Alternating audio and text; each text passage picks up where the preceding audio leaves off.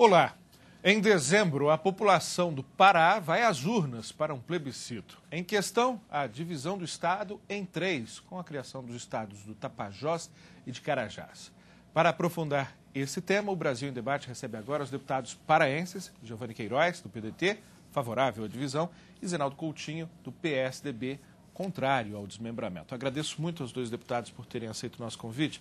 Deputado Giovanni Queiroz, começo pelo senhor. Por que essa divisão? Nós temos uma expectativa de que a Amazônia merece uma revisão geopolítica que lhe permita acelerar o seu desenvolvimento para garantir ao cidadão de lá, daquela região, não é, uma qualidade de vida melhor. E os exemplos que o Brasil experimentou nos últimos anos, seja no Mato Grosso do Sul, o desmembraço de Mato Grosso há 33 anos, seja o desmembramento do Tocantins de Goiás há 21 anos, são dois exemplos profícuos, né? São dois exemplos com sucesso. São dois exemplos que estimulam o Brasil a buscar essa revisão geopolítica criando novos estados. E eu posso lhe dizer o seguinte, nós daquela região do Pará, o Pará é um estado com a dimensão de 1.248.000 km². O braço do estado, por melhor que seja o governante, não atinge as regiões mais distantes, que chegam a 1.200 quilômetros de distância. E o estado do Pará, com essa dimensão territorial, é maior que todos os estados do Sul e praticamente do Sudeste, excluindo Minas Gerais, é maior que todos eles juntos. Então você veja essa dimensão, é quase maior que todos os estados do Nordeste. Então é impossível um bom gerenciamento para atender uma demanda de populações tão dispersas pelo estado do Pará. Por isso nós queremos essa divisão territorial. Deputado Zenaldo Coutinho, por que não dividir? Bom, inicialmente, a população tem sempre uns ditados inteligentes, né? Então, há um que diz assim, uma coisa é uma coisa, outra coisa é outra coisa. Não dá para misturar esses projetos de divisão do Pará com Tocantins e Mato Grosso do Sul. São realidades totalmente distintas a partir da legislação. Antes, Mato Grosso, por exemplo, foi feito através do governo federal, que era o governo militar ainda, né, através de legislação federal. Em seguida vem Tocantins, na Constituição de 88, com situações singulares, recursos federais, uma situação que não pode se reproduzir. O Constituinte de 88, que aprovou a criação do Tocantins, foi o mesmo que colocou lá no artigo 234, que a União não poderá se responsabilizar por dívidas de futuros estados, nem pelos seus inativos funcionários. Ou seja, cria uma realidade nova. Nós não temos como repetir isso. Em segundo lugar, o estado do Pará, em que pese a sua grandiosidade territorial, nós temos profundas limitações para a chamada antropização, ou seja, a ocupação pelo homem dessa região. Porque nós temos ali as enormes áreas de reserva florestal, áreas de conservação natural, reservas indígenas, as próprias reservas legais por propriedade, que impedem a atividade produtiva. Portanto, quando você pega este território que é enorme e começa a ver as restrições de ocupação, as restrições de atividade produtiva, você vai reduzindo profundamente o tamanho desse território. Ademais, se fosse tão bom dividir, os separatistas não tinham tentado evitar que todo o Estado votasse. Quer dizer, o meu amigo Giovanni e outros líderes separatistas tentaram, inclusive, no Supremo Tribunal e questionaram no TSE, quando da audiência pública, que não era para toda a população do Pará votar. Ora, se não era para todos votar, como é que é tão bom para todo mundo? Pois é, eu queria que o senhor, deputado Giovanni Queiroz, também abordasse essa questão. O Supremo decidiu que toda a população diretamente envolvida, ou seja, toda a população do estado do Pará, vai participar da votação. Perfeito. Deixa eu fazer até um degrauzinho para chegar aí. Primeiro, buscando até no argumento do deputado Zenaldo Coutinho. Uma coisa é uma coisa, outra coisa é outra coisa. E é verdade. Hoje é muito mais fácil, muito mais viável a criação dos estados do Carajás e Tapajós, que lá atrás, no tempo em que se criou o estado do Tocantins. O Tocantins era o corredor na miséria goiana. Não tinha nada, não é? E, no entanto, se transforma. Isso serve de estímulo. Nós temos que ser otimistas. Aliás, até me lembra que o Juscelino Kubitschek comparava o otimista do pessimista e dizia, olha, o otimista pode, no caminhar, errar, mas o pessimista já nasce errando. O Zenaldo é um caboclo novo, mas está pessimista, não é? Eu sou otimista, eu quero errar caminhando para frente, para uma amanhã. E o Tocantins é um grande estímulo. Hoje o Tocantins tem 5 faculdades de medicina, nem o Pará tem isso. O Pará tem 5 vezes a população do Tocantins. O Tocantins faz cirurgia cardíaca. Antes tinha 40 leitos de hospital para atender média e alta complexidade, que não chegava nunca perto de uma cirurgia cardíaca. Mas esse é um dado. O outro dado. Ele disse que nós temos hoje uma realidade diferenciada, que é a extensão territorial com áreas de reservas florestais que vão diminuindo o espaço a ser ocupado. Muito bem. Mas o desmatamento da Amazônia se dá em função da ausência de Estado, que não regulariza as terras, não orienta a ocupação, não orienta a produção, porque não dá conta. Não é que o governador seja ruim, nem a governadora anterior foi ruim. É que não dão conta. É uma estrutura que precisa de presença de Estado. Vocês, jornalistas, e a imprensa como um todo, têm noticiado insistentemente a ausência de Estado quando ocorre lá um assassinato de uma freira, um assassinato de um líder sindical, de um líder ambientalista, não é? A ausência de Estado. E é verdade. Então, nós precisamos criar estruturas que garantam ao cidadão que lá mora a condição de ter uma vida digna. E nós temos um potencial extraordinário no Pará como um todo. E quem mais ganha com isso é o Estado-mãe. Porque a grande Belém... Que vira filhote, né? O Estado-mãe vai ficar com área quase do tamanho de São Paulo. Então, não é filhote. 17% do território. Mas do território do Pará. Mas e quantos por cento da população ficam lá? São Paulo. E quantos por cento da população ficam lá? 10% da população de São Paulo. Então, fica com um território, proporcionalmente, em termos de ocupação populacional, muito forte. Então, eu entendo. E mais, com o petróleo que agora, em 600 quilômetros de costa litorânea, né, já está se descobrindo petróleo e gás na costa do Pará. Então, o Pará fica com 80% das indústrias. O Pará fica com toda a estrutura hospitalar, universitária, malha rodoviária pavimentada, 80% está lá. E além da receita. Então, essa é outra questão. A terceira e a última que você me perguntou é sobre a consulta popular. Tinha uma ADIM, uma ação direta de inconstitucionalidade do Estado de Goiás, questionando a Lei 9.709, no seu artigo 7º, que remetia para, no caso de consulta para a criação de Estado, fosse ouvida a população de todo o Estado. Ô, Lincoln, o parágrafo 3º do artigo 18 diz que tem que se ouvir a população diretamente interessada. O Supremo, 15 anos atrás, tinha decidido que população diretamente interessada, no caso de municípios, que é uma analogia com o Estado, que era o mesmo texto, praticamente, deveria se ouvir a população da área emancipanda, da área a ser desmembrada. Por quê?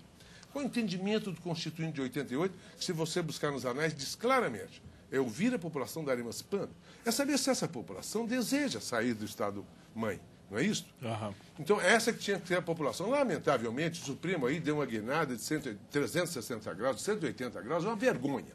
Uma vergonha. O Tribunal, Supremo Tribunal, na minha opinião pessoal, teve um procedimento vergonhoso. Agora, depois de ouvir a população da área emancipanda, da área a ser desmembrada, você vai ouvir o Estado. Como é que você ouve o Estado? Nós vivemos no regime representativo, sim, não é? Então, ouve-se através da Assembleia. Está previsto também no decreto legislativo. Aliás, o decreto legislativo não remete para a lei. O decreto legislativo, que é competência exclusiva do Congresso Nacional deliberar sobre essa matéria, remete para o parágrafo 3º do artigo 18 da Constituição Federal. Portanto, muito acima da lei, da Constituição. Mas, depois de ouvir, então, a Assembleia Legislativa, nós vamos ouvir o Congresso Nacional. E ouvindo o Congresso, nós estamos ouvindo todo o Brasil.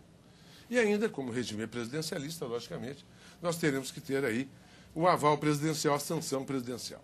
Eu entendo que é um ganho extraordinário a criação de novos estados. E o Estado-mãe, o Estado do Pará, nosso Estado-mãe, com certeza vai poder nos ajudar a construir esses novos estados, com a mão de obra qualificada que ela tem, com as empresas que ela tem qualificadas, que poderão, sem dúvida nenhuma, nos ajudar na instalação dos novos estados. Você está acompanhando pela TV Câmara e pela Rádio Câmara o Brasil em Debate, que está discutindo a divisão do Pará em outros 2 estados, formando, então, 3 novas unidades da federação. Nós estamos com o deputado Giovanni Queiroz, do PDT, e o deputado Zenaldo Coutinho, do PSDB. Deputado Zenaldo Coutinho, o que o Pará perde com a divisão?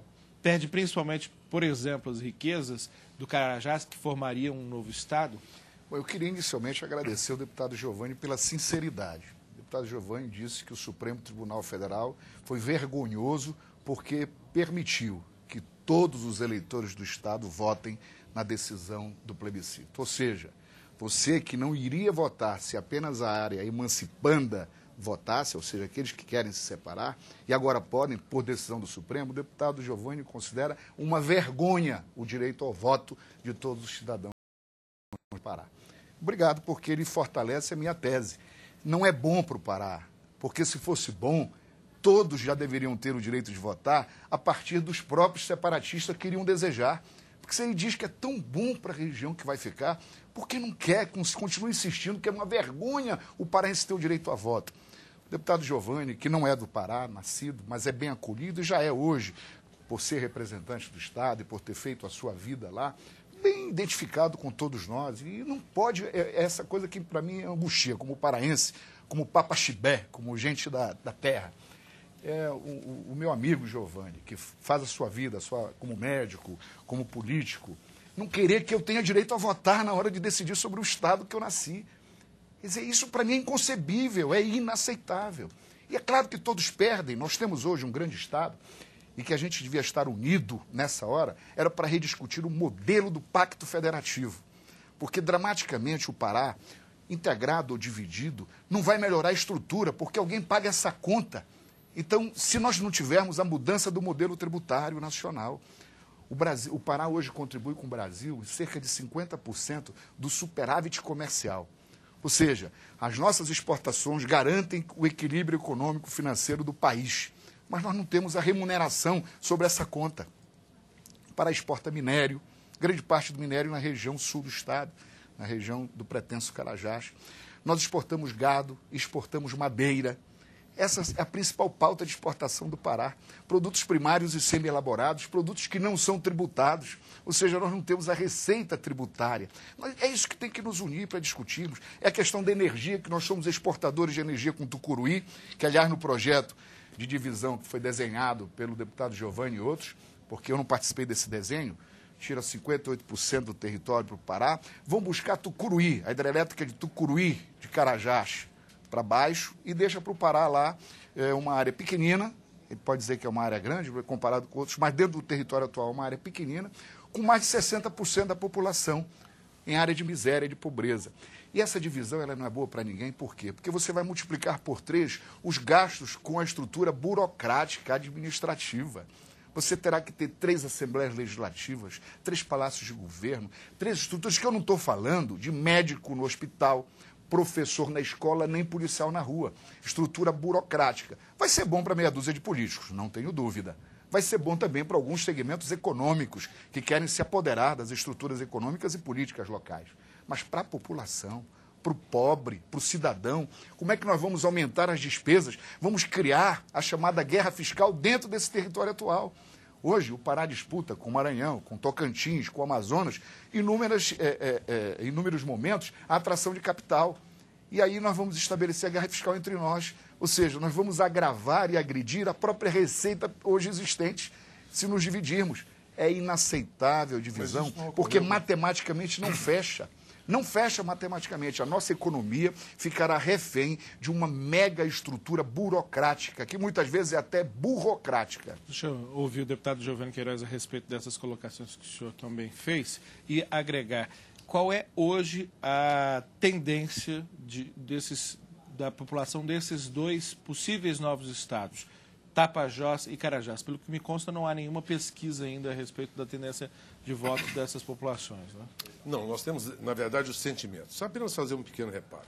Eu não disse que é vergonhoso que o eleitor vote não, até porque matéria vencida, nós vamos ter que ouvir todo o Estado. Bom, está gravado. Posso até lhe dizer, pois é, eu disse que a vergonha foi o Supremo, na posição... O Supremo decidiu que todos votam. Eles não têm o direito de legislar. Eles não foram credenciados para legislar. Eles têm lá só que julgar. Foi vergonhoso eles decidirem que todos votam. Não. Está gravado. Eu vi bem. Sim, a interpretação equivocada não é do Supremo. Mas o eleitor do Pará vai votar, ele vai votar conosco, porque eles começam a ter consciência da importância que é isso para demover todos nós do atraso. Eu, na verdade, sou mineiro. E tenho 65 anos, fui para lá com 25 como médico. Fui o primeiro médico de um povoado pequeno chamado Redenção, o município de Conceição do Araguaia, hoje uma cidade de 75 mil habitantes. Me orgulho de ter ido para lá. Dei a minha contribuição mais que muitos paraenses que lá nasceram, que não tiveram a mesma coragem, às vezes, ou oportunidade de fazer o que eu fiz. Se formaram em medicina, não tiveram oportunidade. Paraense é corajoso, Giovanni. E muito. Paraense é povo corajoso. É um povo baita de bom. É povo corajoso. No entanto, eu quero dizer que não podem me acusar de ser um forasteiro que não deu a contribuição para o desenvolvimento do Estado como um todo. E eu fiz, com muita honra, com muito orgulho de representar o Pará. Nos une a luta pelos direitos do Pará no sentido de demovermos a Lei Candir da condição em que ela está colocada. Isso é verdade. Nós perdemos das exportações, não tem o ICMS, na energia que paga o ICMS na ponta, no consumo e não na geração. Nós temos perdas das exportações da madeira, porque são bens primários e são isentos de ICMS. Mas isso já nos une. Não é? O problema nosso não é nem este. O nosso problema é de gestão do Estado como um todo. Um Estado menor, mais bem equilibrado, mais bem administrado, sem dúvida nenhuma. O exemplo está vivo. O laboratório está aí a céu aberto para você, jornalista, para ele, deputado, para mim, para qualquer sociólogo ou economista. E, na verdade, o que ocorre? O Tocantins, na verdade, construiu lá um poder judiciário, construiu lá um poder executivo, um legislativo. Isso não vai onerar em nenhum centavo a União. Nós estaremos assumindo os custos da gestão e da implantação do novo Estado. O Tocantins também não recebeu um centavo do governo federal. Recebeu e recebe. Nem um centavo. Que isso? Recebeu como recebe todo o Estado do Fundo de Participação dos Estados. Não recebe nenhuma transferência voluntária nenhuma. Recebeu 500 milhões, 5 anos depois de criado, 100 milhões por ano, e eu estava aqui e ajudei a aprovar a lei. Recebeu então, recursos voluntários. Mas nós não vamos precisar. Nós temos condições. Inclusive, começou com dívida zero. Para administrarmos o crescimento efetivo daquela região. Para você ter um exemplo. O Tocantins tem hoje uma receita consolidada de 2010 de 5 bilhões 133 milhões. O Pará, como um todo, que é 5 vezes maior, deveria ter, portanto, 5 vezes 5, 25, 27 bilhões de reais. A receita consolidada do Pará foi de 13 bi. Por que isso? O que está acontecendo? É isso que nós temos que verificar. Na verdade, a questão da gestão é extremamente importante. Nós teremos um custo de implantação de 2 bilhões de reais e uma receita aproximada de 5 bi, se compararmos ao Tocantins. Como o nosso potencial, eu acredito ser um pouco maior que o do Tocantins, pelo minério, pelas indústrias mineradoras, pela pecuária, que nós temos mais forte, o dobro do rebanho bovino do Tocantins. O Tocantins é um estado que está pujante. Tem hoje uma produção agrícola extraordinária.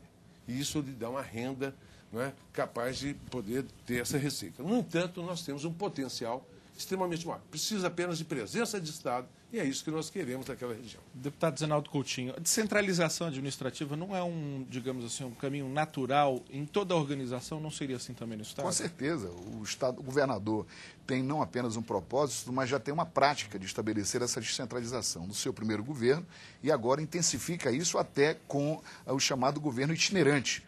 O governador tem se deslocado nas regiões do Estado com toda a equipe de governo, essa estrutura, para fazer a administração itinerante. E, obviamente, também trabalha um programa, neste momento, de elaborar a descentralização administrativa permanente, fisicamente, do Estado em diferentes regiões. Nós temos esses desafios, o governador, e o Giovanni sabe, recebeu o Estado numa situação extremamente delicada, do seu ponto de vista financeiro e econômico, extremamente delicada. Nós estamos em fase de equilíbrio das contas públicas dentro do governo do Estado, mas eu não tenho dúvida que o governador Jatene, com toda a sua equipe, consolidarão esses processos de descentralização, porque é meta, é propósito, mas nós precisamos de um aporte financeiro adicional, porque não há mágica. A presença do Estado é desejo, é vontade, é intenção do Giovanni, minha, de tantos outros e do próprio governador. Agora, você tem que transformar isso em realidade, mas você não consegue fazer um jantar sem alguém pagar a conta. Quer dizer, como é que eu garanto a estrutura administrativa do Estado em toda aquela em nossos 144 municípios, se nós não tivermos um aporte financeiro adicional? Não será aumentando despesa da estrutura burocrática que você vai dar à presença do Estado nos municípios mais longínquos, e muitas vezes nem tão longínquos, até nos municípios próximos a Belém, que padecem dos IDHs mais graves. Nós temos no Estado, o Giovanni sabe disso, os piores IDHs não estão na região do Carajás. Aliás, dos 10 melhores municípios em termos de IDH, 8 estão na região do Carajás. Então, IDH é o Índice de Desenvolvimento Humano, qualidade de vida. Quer dizer, nós temos as piores qualidades de vida em municípios muito mais próximos da capital. Portanto, não é distância geográfica que vai ser parâmetro para a nossa análise de eficácia das políticas públicas. Nós precisamos de aporte adicional de recursos. Por quê? Porque nós temos municípios que são pobres, naturalmente pobres, por não disporem das riquezas que outros dispõem.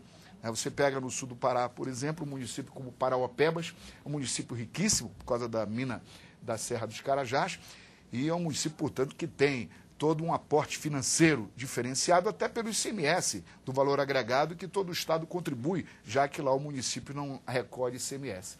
Então, você tem lá um município riquíssimo. Mas você tem, por exemplo, no meu do Marajó, né, no nosso arquipélago Marajoara, um município como Anajás, cujo prefeito já pegou mais de 10 malárias, para você ver. Um índice gravíssimo de desenvolvimento humano, pobreza. Nós temos Melgaço com extremas dificuldades. Santa Cruz do Arari, quem conhece o Genipapo vai saber o que é pobreza. Então não é a distância geográfica. Nós precisamos ter um aporte diferenciado de recursos, precisamos reclamar diante do Brasil que nós não queremos esmola. O Pará não precisa de andar de pires na mão, nós precisamos de remuneração sobre as nossas riquezas que contribuímos. Seja da floresta, que nós contribuímos para o oxigênio do Brasil e do mundo, seja das nossas riquezas que são exportadas, nosso minério, nosso gado, nossa madeira, e não temos tido a remuneração adequada. Você está acompanhando pela TV Câmara e pela Rádio Câmara o Brasil em Debate. E o acalorado debate desta edição é sobre a divisão do Pará, a possível criação dos estados de Carajás e Tapajós. Nós estamos recebendo o deputado Giovanni Queiroz, do PDT, deputado Zenaldo Coutinho, do PSDB. Deputado Giovanni Queiroz, eu pergunto ao senhor, o brasileiro que está de fora do Pará, e até mesmo alguns paraenses, não devem estranhar o fato que está se discutindo a divisão do Pará e não se discutir a divisão do Amazonas, que é muito maior e está ali do lado? Na verdade, a revisão geopolítica da Amazônia já deveria ter sido feita há algum tempo. Em 88, no ato das disposições transitórias, ficou previsto que seriam composto um grupo de trabalho de 10 parlamentares e 5 de instituições do Executivo para fazer um estudo de revisão geopolítica do Brasil, preferencialmente sobre a Amazônia. Esse trabalho foi feito em partes apenas, não se consolidou ao final e, portanto, não se concretizou esse objetivo. No entanto, o Pará é diferenciado do Amazonas. O Amazonas está concentrado 75% da população em Manaus e na Grande Manaus. Nós não. Nós temos Belém, não é? O Pará com 7 milhões e meio de habitantes, Belém, região norte, o estado-mãe, não é? Tem 4 milhões e meio de habitantes, isso aproximadamente. Nós teremos 1.565.000 e o Tapajós 1.200.000 e poucos mil habitantes. Então, são regiões bem distintas e bem distantes, não é? Quando eu falo em ter um estado mais enxuto, menor, é para você concentrar mesmo, é isso que a gente quer, porque ele tem razão, perto de Belém tem miséria, mas não é perto de Belém, não, é 1.000 metros da praça mais bonita que o Brasil tem, que é a Praça da República, tem esgoto a céu aberto. Quer dizer, o Estado dispersa muito os seus recursos e não atende nem mesmo o pessoal da periferia, precisa ser atendido, precisa melhorar o atendimento médico, mas o atendimento médico hoje, em Belém do Pará, socorre todo o Estado, então acumula. Não é que não tem estrutura para atender. Não, tem os hospitais regionais agora. Mas os hospitais regionais precisam ser duplicados, todos eles. O governador tem ampliado, inclusive, agora. E o governador foi excelente, fez aqueles hospitais regionais. Já está ampliando, né? Marabá agora mesmo, né? É verdade. Já assinou. Mas então, veja você, mas Santarém. Precisa não só de ampliar, é duplicar e criar novos. E, por outro lado, veja você, na hora que você cria um executivo aqui, você vai ter o secretário de saúde, de educação ali do lado, você vai ter o secretário de transporte fazendo estradas. O Tocantins tem que ser estímulo para todos nós. O Mato Grosso do Sul, sabe qual foi o crescimento do PIB desses dois estados? Mato Grosso e Mato Grosso do Sul. Foi 2,8 vezes mais que o PIB nacional nos 33 anos. E o estado do Goiás e Tocantins, 2,5. Isso é em crescimento macroeconômico. Quando você falar em ganho real de qualidade de vida, 6 mil quilômetros pavimentaram no Tocantins em 20 anos. Sabe quantos mil quilômetros tem pavimentado o Pará? 5.100. Você sabe quanto por cento de água servia as residências do Tocantins? 5%. Hoje, 97,92% das residências do estado do Tocantins tem água potável na torneira, água que você pode abrir e beber. Então, isso é formidável. Deputado, nós ganho para o cidadão. Caminhar para o encerramento, vou passar a palavra para o deputado Zenaldo Coutinho, para ele também concluir a fala dele, já que o tema não acabou, mas o tempo já se esgotou. Deputado Zenaldo Coutinho. Se estado pequeno fosse significado de estado bom, qualidade de vida, Sergipe era uma maravilha, Alagoas um espetáculo, o próprio Amapá que saiu do Pará seria extraordinário. Não é. A tendência mundial é o contrário, é unir grandes empresas para formar mega conglomerados econômicos, é unir grandes países para formar grandes e maiores unidades como a União Europeia. Quais são os países que estão se desenvolvendo mais no mundo, os chamados BRICS? Brasil, Rússia, Índia e China. Grandes países. O estado de Minas é um grande estado, é um estado subdesenvolvido? Pobre não é. Não é essa a discussão. Estado pequeno não significa estado rico. Sergipe tem o maior PIB do Nordeste. Vai ver a qualidade de vida.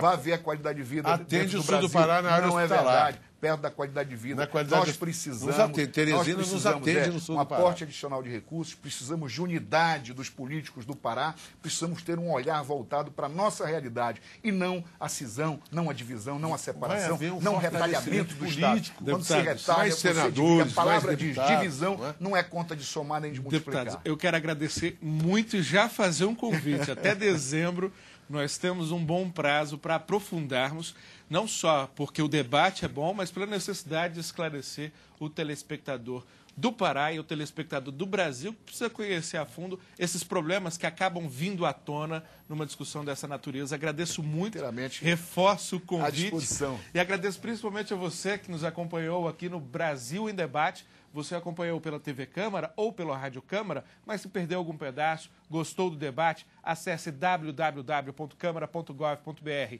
Esse e outros programas estão lá ao seu inteiro dispor. Muito obrigado, até uma próxima edição.